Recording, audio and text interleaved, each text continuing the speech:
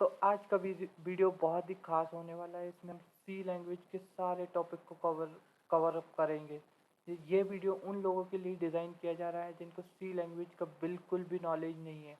And इन videos में हम सी लैंग्वेज को बिल्कुल स्टार्टिंग से एंडिंग तक लेकर जाएंगे and with understandable knowledge. So in video को स्टार्टिंग से एंडिंग तक देखते रहिए, आपकी अंडरस्टैंडेबिलिटी बहुत ज़्यादा बढ़ जाएगी।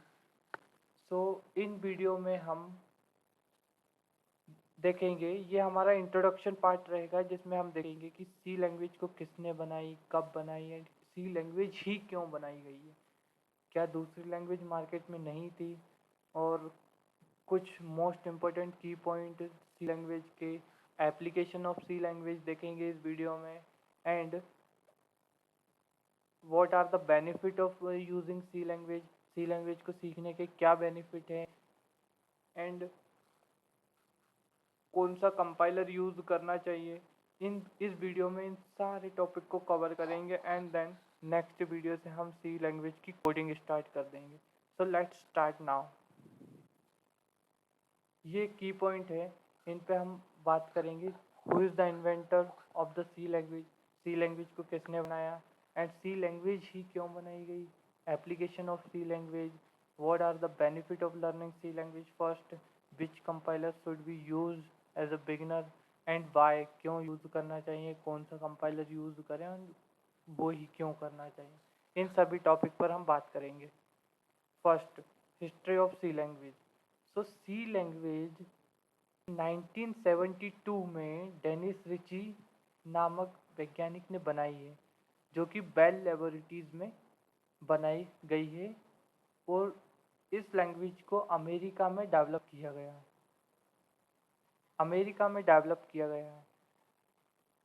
इस लैंग्वेज को बनाने का मेन पर्पस ये था कि मार्केट में ऑलरेडी पहले ही बहुत सारी लैंग्वेज यूज़ की जाती थी, बट उन लैंग्वेज के थ्रू कुछ प्रॉब्लम ऐसी थी जिनको सॉल्व नहीं किया जा सकता था, जैसे कि B language, BCPL language, ETC।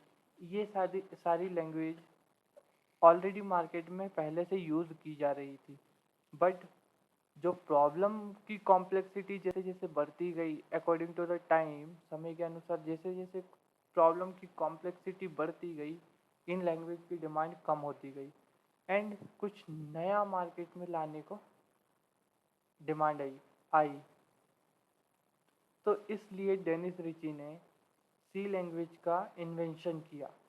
Okay, सो सी लैंग्वेज बहुत ही बेसिक लैंग्वेज होती है, एंड जो सी लैंग्वेज के जितने भी टॉपिक यूज़ किए जाएंगे वो हर लैंग्वेज में यूज़ की जाएगी, जैसे कि Java, Python and C++ and so many more language. C language में एक एक टॉपिक हर लैंग्वेज में यूज़ किया जाएगा। सो सम की पॉइंट, जैसे कि सी लैंग्वेज मदर लैंग्वेज है। और सी लैंग्वेज को मदर लैंग्वेज क्यों बोला जाता है, क्योंकि जो सी लैंग्वेज में basic component and basic topics such as string, array, if else condition, for loop, do while loop, ये इन सभी टॉपिक को हर लैंग्वेज में यूज़ किया जाएगा एंड ये हर लैंग्वेज का एक बेस है। सी लैंग्वेज हर एक लैंग्वेज का एक बेस होता है, इसलिए इसको मदर लैंग्वेज बोला जाता है, right. And system programming language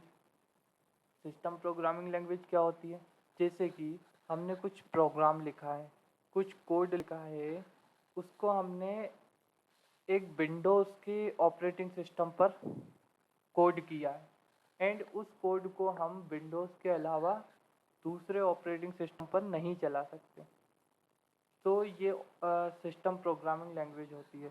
such as किसी कोड को हमने लिखा है विंडोज़ ऑपरेटिंग सिस्टम पे एंड हम उसे लिनक्स या मैक iOS ऑपरेटिंग सिस्टम पर चलाना चाहते हैं तो हम नहीं चला सकते।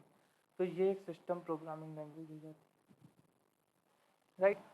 And procedure oriented programming language होती है।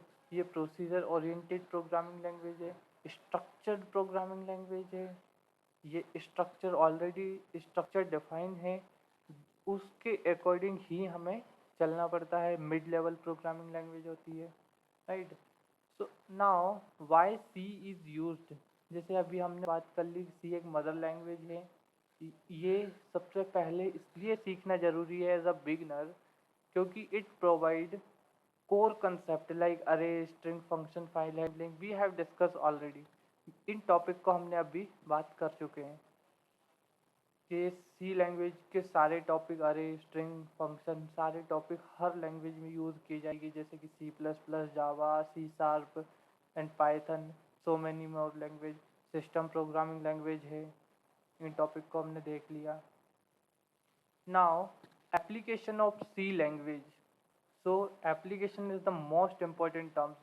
ये बहुत ही ज़्यादा महत्वपूर्ण टर्म्स है क्योंकि जो सी लैंग्वेज का यूज़ करके बहुत सारी एप्लीकेशन बनाई गई है।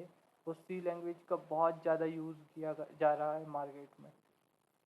तो most common application operating system में बहुत ज़्यादा यूज़ की जाती है।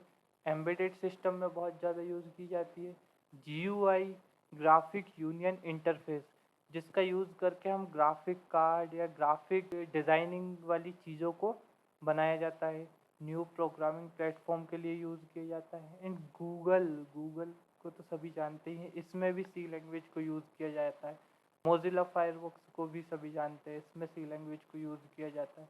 एंड कंपाइलर डिज़ाइनिंग के लिए सी लैंग्वेज, गेमिंग एनिमेशन के लिए सी लैंग्वेज का यूज़ किया जाता है। सो इमेजिन कर सकते हैं कि सी लैंग्वेज कितनी ज़्यादा इम्पोर्टेंट है पहले सीखना। And what are the benefit of learning C language. So C language को सीखने का बेनिफिट यही है कि इसके कोर कंसेप्ट जो हर किसी लैंग्वेज में यूज़ हो रहे हैं वो बेसिक नॉलेज हो जाएगा। एंड देन कोर कंसेप्ट में मूव करने पर डिफ़िकल्टी फेस नहीं होगी। सो फर्स्ट सी लैंग्वेज सीखना एज अ बिगिनर सही रहता है। सो सी लैंग्वेज से ही स्टार्ट करना बेटर रहता है, right. And which compiler should be use, कौन सा कंपाइलर यूज़ करना चाहिए। तो अगर आपके पास कोई एनी कंपाइलर है ऑलरेडी रखा है तो वेल एंड गुड। अगर नहीं है तो ऑनलाइन GDB कंपाइलर यूज़ करेंगे, बिकॉज ऑनलाइन GDB कंपाइलर में हमें मोस्ट इम्पोर्टेंट फैसिलिटी मिल जाएगी। सभी चीज़ें चल जाएगी। एंड उसमें प्री बिल्डेड फंक्शन नहीं रहते हैं, हमें सभी चीज़ें लिखना पड़ेगी। तो उससे फ़ायदा ये रहेगा एज अ बिगिनर, अगर हम कुछ थोड़ा सा कोड लिखें और पूरा एक स्टेटमेंट आ जाए तो उससे हम सीख नहीं पाएंगे, लेकिन हमें हर एक स्टेटमेंट को अपने हाथों से लिखना पड़े तो लर्निंग प्रोसेस अच्छी रहेगी। सो ऑनलाइन GDB कंपाइलर ही सबसे बेस्ट रहेगा as a beginner. Okay, then ये एक सी लैंग्वेज का एक प्रोग्राम बना हुआ है जिसको हम देखेंगे इनिशियली। सो सी लैंग्वेज ये है has include stdio.h int main and curly braces, इनको कर्ली ब्रेसेस बोलते हैं, printf function and return 0 and curly braces of. अब इनको हर एक स्टेटमेंट को डीप में समझेंगे। हैज़ इंक्लूड stdio.io.h ये क्या है। तो ये एक हेडर फाइल है जो कि इनपुट आउटपुट सिस्टम को यूज़ करने के लिए यूज़ की जाती है। एक बार फिर से, ये एक हेडर फाइल है जो कि इनपुट आउटपुट को यूज़ करने के लिए यूज़ की जाती है, राइट। यानी कि इस हेडर फाइल का यूज़ हम कोई इनपुट लेने के लिए किया जाता है एंड इनपुट देने के लिए, आउटपुट देने के लिए यूज़ किया जाता है, राइट। देन इसका फुल फॉर्म है stdio.h standard input output, right. And then int main function है। मेन फंक्शन क्या होता है, जब हम कोई भी प्रोग्राम रन करते हैं तो उसमें मेन फंक्शन अगर नहीं है तो वो प्रोग्राम चलेगा ही नहीं। तो main function is the most important thing, इसके बिना प्रोग्राम रन नहीं होगा। तो ये माइंड में रखना है, एक मेन फंक्शन जरूरी है एक प्रोग्राम में बनाना, राइट। देन करली ब्रेसेस है, करली ब्रेसेस भी बहुत इंपॉर्टेंट थिंग है सी लैंग्वेज के लिए। एंड प्रिंट एफ, ये एक print F pre build function है जिसमें हम किसी भी स्ट्रिंग को प्रिंट करने के लिए यूज़ किए जाते हैं। एंड इसके अंदर ये डबल कोड लगाना बहुत ज़रूरी है, अगर स्ट्रिंग प्रिंट करना है तो ये डबल कोड लगाना बहुत ज़रूरी है। इसके बाद semi colon, semi colon is the most important thing है सी लैंग्वेज के लिए या कोई सी भी प्रोग्रामिंग लैंग्वेज।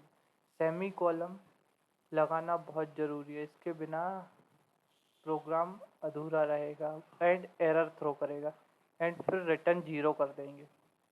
इसके बाद करली ब्रेसेस को बंद कर देंगे। ये एक सी लैंग्वेज का एक सिंपल सा प्रोग्राम है, hello world RSSB, right. Then हम कंपाइलर पर रन करके देखेंगे नेक्स्ट वीडियोस में। एंड इन वीडियोस में हम थोड़ा सा थ्योरी पार्ट रहेगा एंड प्रैक्टिस बहुत ज़्यादा रहेगी इसमें। प्रैक्टिस, कोडिंग प्रैक्टिस देंगे, इनमें आपको सॉल्व करना है हर क्वेश्चन, हर एक टॉपिक के बाद 2 से 5 क्वेश्चन आपको दिए जाएंगे जिनको आपको सॉल्व करना है। एंड MCQ क्वेश्चन भी दिए जाएंगे। एंड ये कोर्स बिल्कुल हैप्पीली इंटरव्यू प्रिपरेशन होने वाला है, तो वीडियो के एंड तक बने रहिए एंड शुरू से, स्टार्टिंग से वीडियो को आखिरी तक देखिए। एंड कुछ क्वायरी हो आपकी तो कमेंट सेक्शन में ज़रूर बताना।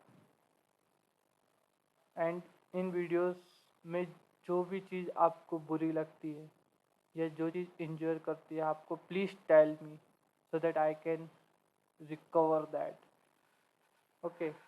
एंड मोस्ट इम्पॉर्टेंट थिंग कि वीडियोस को लाइक, शेयर एंड सब्सक्राइब करना ना भूलना।